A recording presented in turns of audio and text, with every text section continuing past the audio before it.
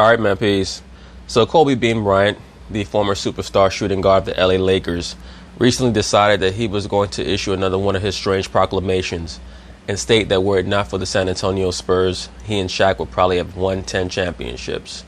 Well, I'm not going to cover that portion of his commentary in this video.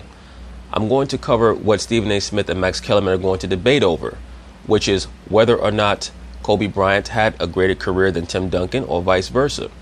I'm on record as stating that, in my view, Tim Duncan is higher on my overall player chart than Kobe Bryant is. I have Tim Duncan in my top 10. I do not have Kobe Bryant in my top 10. Why is that? Because in my view, not only did Tim Duncan allow his team to be as successful in the regular season and in the playoffs as Kobe Bryant did, they both won 5 championships, but Tim Duncan was better as a culture setter than Kobe Bryant was. He was an extension of Popovich, and he could have been an extension for a myriad of coaches, not just Popovich. Kobe Bryant was an acquired taste. That is why he was assigned the handler known as Phil Jackson, and I covered that in another video regarding Phil Jackson's associations with Kobe Bryant, Michael Jordan, etc. Phil Jackson was a handler, and he had to be utilized to bring the best out of Kobe. But that's just one of many reasons why I believe that Tim Duncan was a greater player than Kobe. Not as spectacular, nowhere near as spectacular, but a greater player than Kobe overall. So of course, we're going to talk about it. I'm going to chime in. Thank you kindly. Kobe Bryant won 5 NBA championships, 3 with Shaq, but could have been more. Bryant told Matt Barnes and Steven Jackson on their podcast that his Lakers probably would have won 10 in a row if not for the San Antonio Spurs. Tim Duncan and company won 5 championships themselves. Well, we know that there's no computation where the Kobe Bryant Lakers would have won 10 championships in a row, because Kobe Bryant was a cancer in the locker room, and he scared off Shaq and many of the other players from that first three-peat team. Just the facts. Stephen A. Who had the better career? Tim Duncan. No doubt about it. Tim Duncan had the better overall career than Kobe Bryant. He was a winner from when he came into the league to when he left the NBA. I believe his last season was the 2015-2016 season, and the Spurs were a 67-win team. When Kobe Bryant left, the LA Lakers were in shambles. But that's pretty much what you sign up for. Kobe, I think, had a higher peak than Tim Duncan, but his valleys were so much lower than Tim Duncan's were. That's why Kobe's never going to be mentioned when it comes to which players had the highest career winning percentage when it came to the teams that they led. Those type of players is always going to be Tim Duncan, Kawhi Leonard possibly, Magic Johnson, Larry Bird, Michael Jordan, etc. Bryant or Tim Duncan?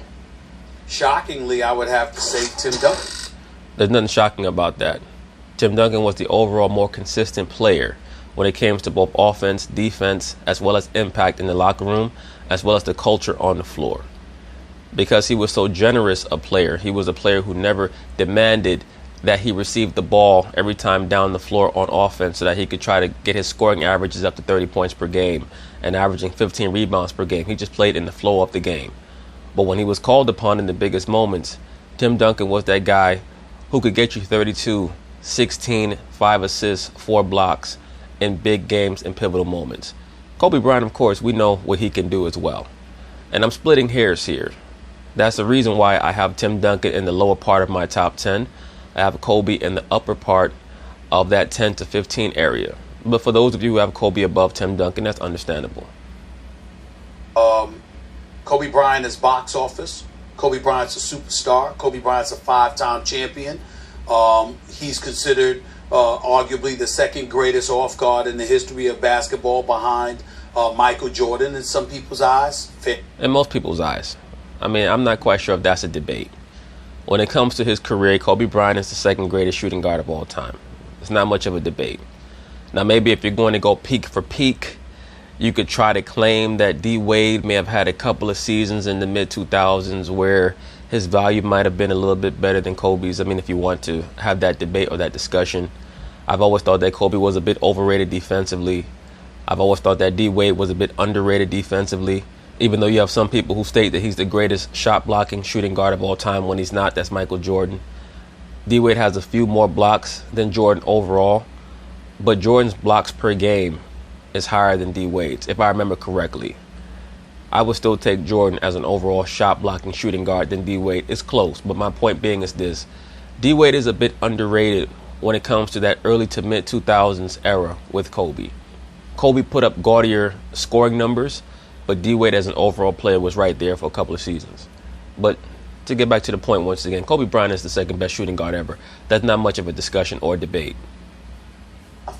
Tim Duncan is also a 5-time champion. Tim Duncan has been to 6 NBA Finals to Kobe's 7.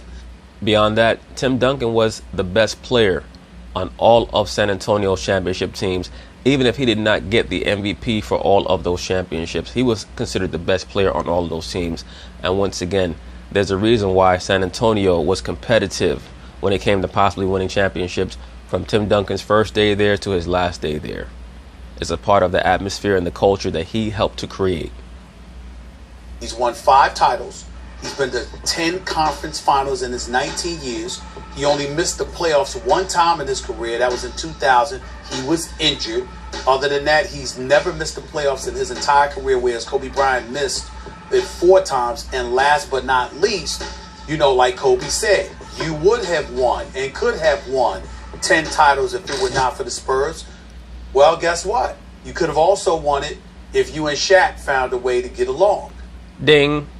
Beyond that, you may have had more championships than Tim Duncan had you not had one of the greatest flameouts in the history of the NBA Finals in 2004, where you were terrible against the Detroit Pistons. Terrible. And so Kobe is synonymous with Shaquille O'Neal from the standpoint that they couldn't make that marriage work for their entire careers. We can't take away from the greatness of Kobe Bryant in any way, but what we can say is... Actually you can, but it depends on how you describe his greatness. If you're going to say that Kobe Bryant was one of the great players of his era, he was one of the great winners of his era, and one of the great all-around players of his era, you really cannot take away from that. But when you start saying things like he's a top 3 greatest player of all time or top 5 greatest player of all time, then we can start to address those things very quickly. Tim Duncan was a model of consistency and peace and no strife. Ding. He never missed the playoffs and was a championship legitimate title contender for all but 2 years of his entire career. The answer is Kobe Bryant. Tim Duncan is the greatest power forward of all time and among the great centers of all time. Kobe is only the second greatest 2-guard of all time. But I gotta say, Kobe's become an underrated player. No, he has not. Actually, he's become overrated since he's retired. You have people claiming that he's top 3 all time, top 2 ever, top 5 all time. It's nonsense. I can stomach the argument for Kobe Bryant being arguably one of the top 10 greatest players of all time, even though he's not. But once again, to try to state that he's top 5 ever is just nonsensical. Kobe's somewhere in between 11 to 15. I've stated this in many videos. He's in that group with Dr. J, Moses Malone, Oscar Robertson, Isaiah Thomas, in my view, when it comes to impact and the things that he was able to do to necessitate his team winning a championship. He's overrated by some Lakers fans who thought they were watching Michael Jordan because they'd never actually seen Jordan in his prime. Agreed. He was so similar and think he's the greatest ever. He's not the best player who ever lived. He's not a top 3 player. He's not a top 5 player, I don't think, but you can start to argue. No, you couldn't. Top 10 certainly to me, Kobe Bryant. No, he's not, but that's okay. And while it's close between him and Tim Duncan, but they both played a really long time. Duncan was a better teammate and all this. They both won 5 championships. Kobe got to 1 more championship. But more than any of that, Stephen A., when you have 2 players who are both great for a long time, I start to look at who was better at their peak. As great as Duncan was, y'all must have forgot. Because Kobe was so great at his peak, it's hard to remember without keeping your eyes on him and watching him that season. No, not quite. Actually, Kobe at his peak does not truly get remembered or exalted like certain people might think it should, because when he was putting up all those points, his team was not winning. His team was going out in the first round of the playoffs. So when you're talking about that mid-2000s Kobe, 05 to 07, when he was averaging 35 and 32.5, he was getting knocked out in the first round. Tim Duncan is one Ray Allen shot away from being top 10 all time to being arguably top 5 all time. Just that one shot. Because if Ray Allen misses that shot, Tim Duncan is 6 for 6 in the finals. That's with Michael Jordan. That's Michael Jordan territory. So he almost automatically becomes top 5 if Ray Allen misses that shot. At his best, Kobe was as good as Magic or Bird. The only non-big. No, he was not. Kobe Bryant was not as good as Magic Johnson or Larry Bird in their primes. Sorry.